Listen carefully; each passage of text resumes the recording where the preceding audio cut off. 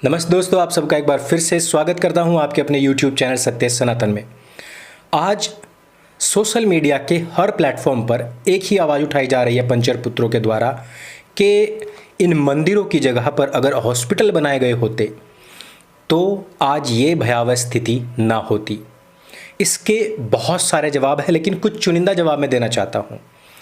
जिन देशों के अंदर हॉस्पिटल्स ही हॉस्पिटल्स हैं, जिन देशों के अंदर एक भी मंदिर नहीं है, वहाँ की स्थिति और ज़्यादा भयावह है। और भारत में भी महाराष्ट्र, छत्तीसगढ़, पंजाब की स्थिति अपेक्षाकृत सबसे ज़्यादा भयावह है, लेकिन क्योंकि राजनैतिक लाभ हानि को तोल मोल कर ही लोग सोशल मीडिया पर पोस्ट करते हैं, इस वजह से उन सब चीज़ों को नोटिस नहीं किया जाएगा, जिससे कि इन लोगों के राजनीतिक हितों पर लात लग जाए। अब अगर मंदिर की बात आ ही गई है तो क्यों ना वो सब विषय भी उठाए जाएं जिनकी वजह से वास्तव में अस्पताल नहीं बने।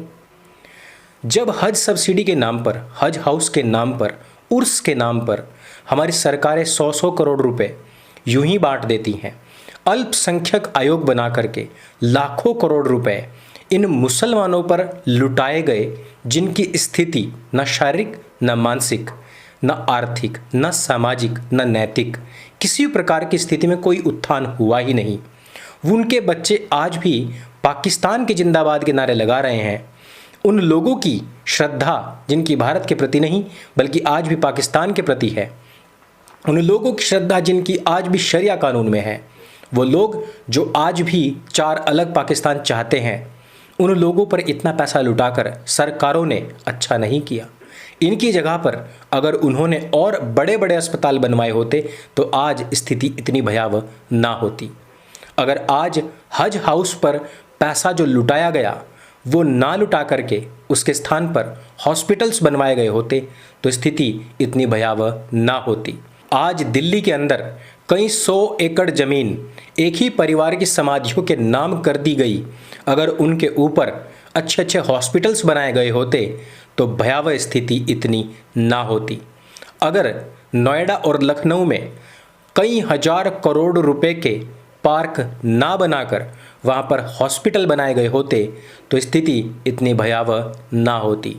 और भी बहुत सारी चीज़ें हैं कि लाखों करोड़ रुपए के घोटाले अगर ना करके स्वास्थ्य संबंधित जितनी भी सुविधाएं हैं उन पर गौर किया गया होता तो पिछले 60 साल की हुकूमत में कांग्रेस इस देश को बहुत आगे ले जा चुकी होती। सबसे बड़ी बात कि जो मलेच्छ आज मंदिर पर सवाल कर रहे हैं वो मंदिर तो भी बना ही नहीं, और उस मंदिर में न सरकार की और न इन मलेच्छों के बाप का एक भी पैसा लगा हुआ है। ये पैसा दान का है और उस दान से ऑलरेडी ये लोग वेलफेयर के बहुत सारे काम कर चुके हैं।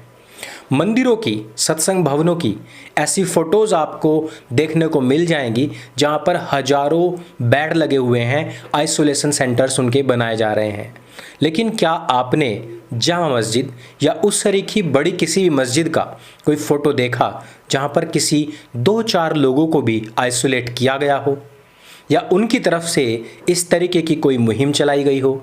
ये तो नहीं देखा, लेकिन काफिरों की गर्दन मारने हेतु अभी तक दर्जनों रैलियां ऐसी की जा चुकी हैं जिसमें ना मास्क है और ना ही कोविड प्रोटोकॉल को फॉलो किया गया, जहां पर कोरोना धड़ाधड़ बांटा जा रहा है। गर्दन मारने से मुझे याद आया कि मोमिनों ने अभी एक फतवा निकाला है।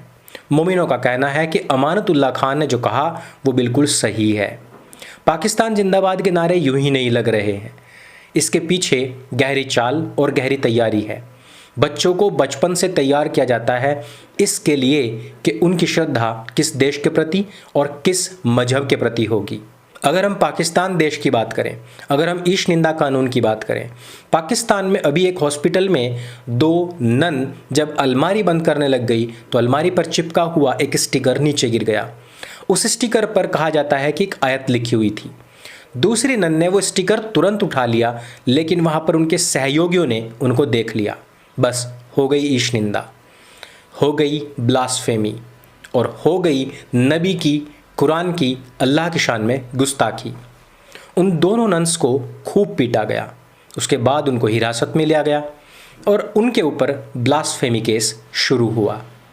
इतनी सी बात है। आज मौलाना कह रहे हैं कि भारत में लोकतंत्र है, इसलिए यहाँ पर ब्लास्फेमी का जो केस है वो नहीं बनता। हाँ, अगर ये इस्लामिक देश हो तो शायद हो सकता है। मुसलमानों की पूरी तैयारी है कि इसको एक इस्लामिक देश बना दिया जाए और फिर आपके हाथ से गिरा हुआ एक स्टिकर भी आपकी जान ले पाएगा। ये होता है इस्लामिक देश का कानून, और जिसको लाने के लिए उनके सारे उद्देश्य एकदम क्लियर हैं और जिन पर वो काम कर रहे हैं।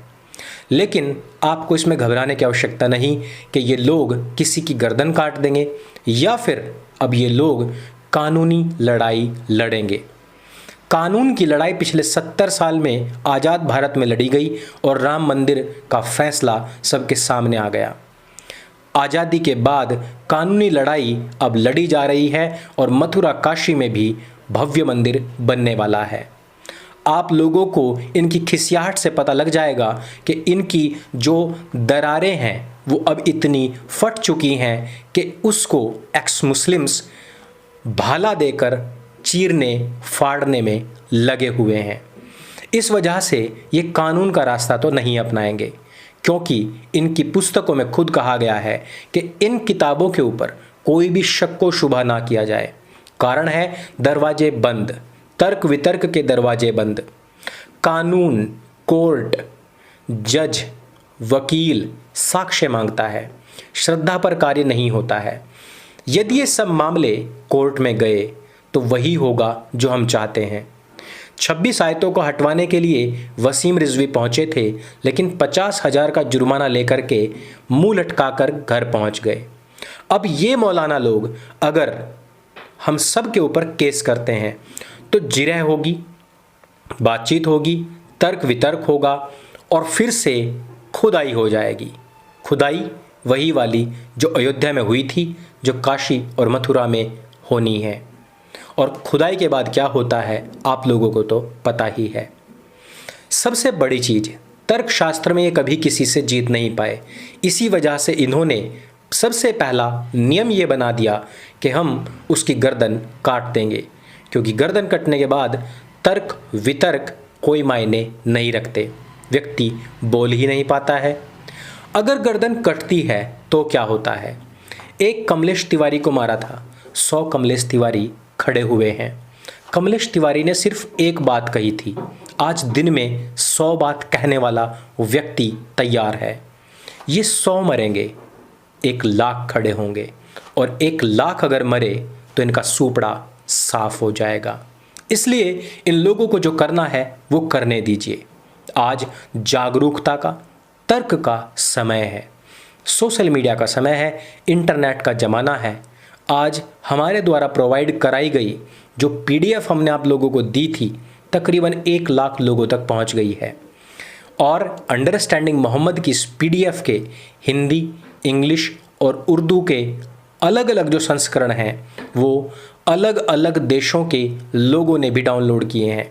इनमें से तकरीबन 10,000 से कुछ ही कम मुस्लिम लोगों की प्रोफाइल से डाउनलोड किए गए हैं।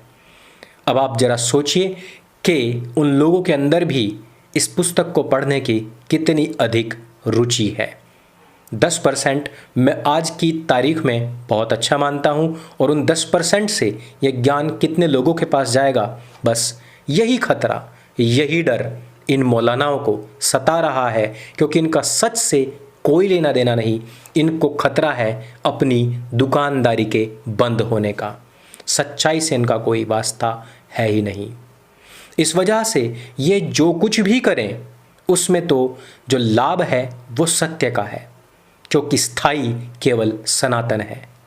सत्य सनातन वैदिक धर्म ने जब भी कोई आपदा पड़ी है उन सब में बढ़ चढ़ कर के सहयोग भी दिया है, और यदि उसके लिए ही कोई आपदा बनकर आया है तो उसका संहार भी किया है। आज एक बार फिर से मैं दोबारा ये बात पूछना चाहता हूँ कि जिन लोगों ने, जिनके पूर्वजों ने हमारे मंदिरों को तोड़कर खुद मस्जिदें बनाई, मदरसे बनाए, ईदगाहें बनाई, आप लोगों का क्या मानना है? अगर यह सब केस कोर्ट में पहुंचते हैं तो कौन से ऐसे बिंदु हैं जिन पर इनको मुंह की खानी पड़ेगी? और अगर ये गर्दनें मारते हैं तो कितने लोग तैयार हैं जो आगे कोई नरसिम्हानंद सरस्वती, कोई अंकुर आर्य, कोई कमलेश तिवारी, कोई नीरज अत्री और कोई शुभम मंगला, कोई राहुल आर्य बनने के लिए तैयार है। आप लोगों की इस जागरूकता के दम पर, उसी के साथ पर हम सब लोग इस महामारी कोरोना वायरस से लड़ने के लिए आगे बढ़े हुए हैं। इस वीडियो को सबके साथ में फैलाइए, सब तक स्प्रेड कीजिए। सत्य सनातन आपका अपना प्लेटफॉर्म है, इसको सब्सक्राइब कीजिए और करवाइए। मेरे संग बोलिए सत्य सनातन वैदिक धर्म की जय। जय हिंद, वंदे मातरम।